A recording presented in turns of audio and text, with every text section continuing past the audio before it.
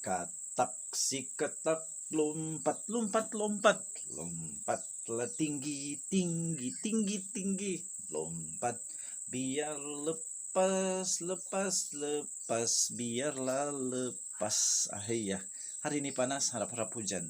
Kalau aku nyanyi memang udah hujan.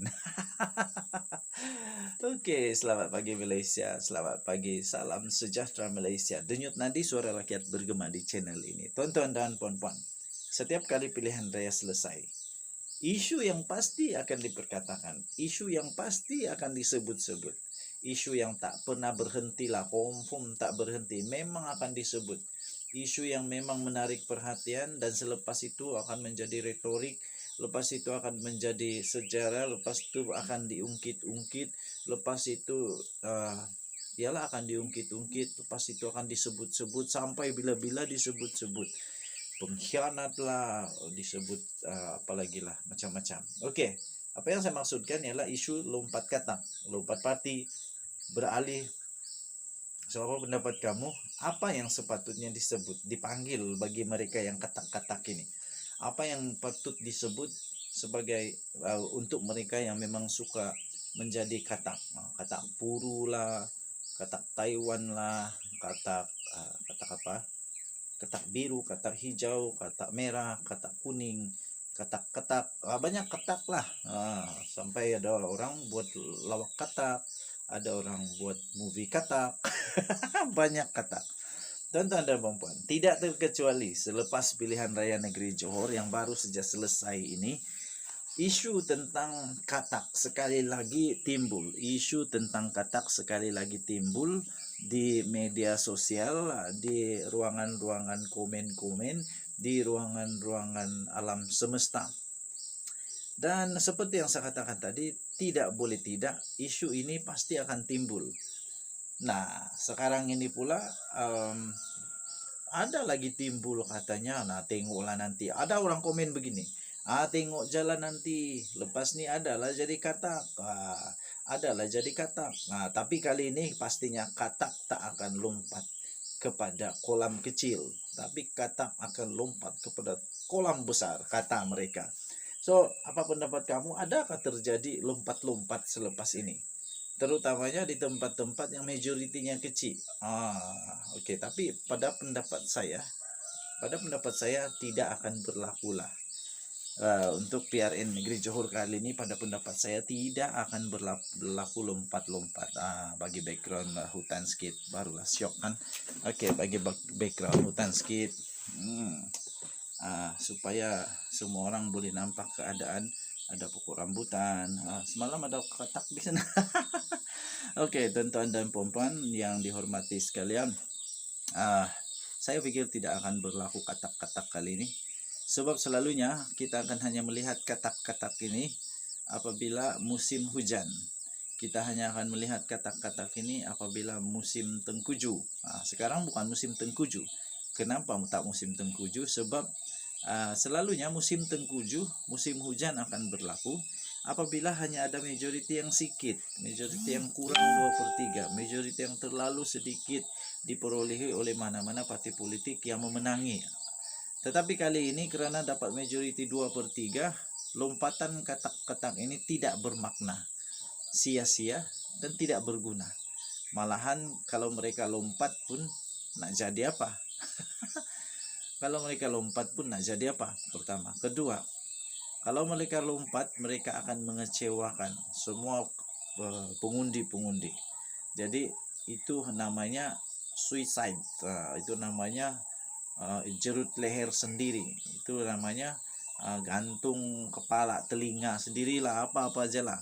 Kerana dah kalah, lepas itu nak kalah lagi, itu memang teruk. Dan harap-harap ada akta lompat parti, dan saya pikir di Johor sekarang dah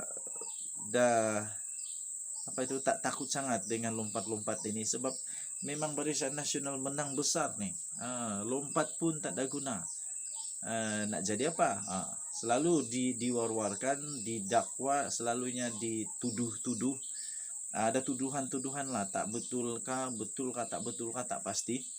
Tapi tuduhan-tuduhan kata katak-katak yang suka melompat ini, mereka suka lompat karena apabila mereka melompat ada yang namanya habuan, ada yang namanya janji-janji, ada namanya banyak-banyak lagi lah.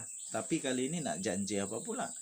Ada 40 kursi, nak janji apa lagi? Dengan 40 kursi itu pun susah nak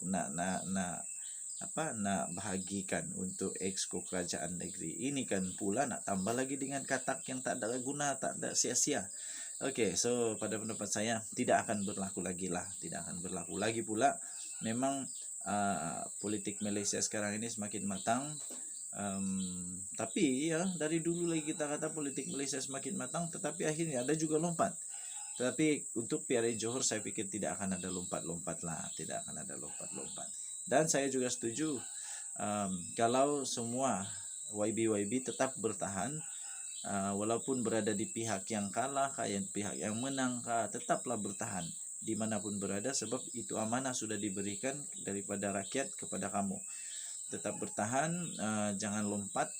Walaupun kalah, terutama yang sudah kalah, jangan lo lompat. Okey, jadi biarlah kami orang-orang bawahan, rakyat biasa, tak bertanding, tak ada kuasa ni, kami hanya ada kuasa kuasa mengundi saja.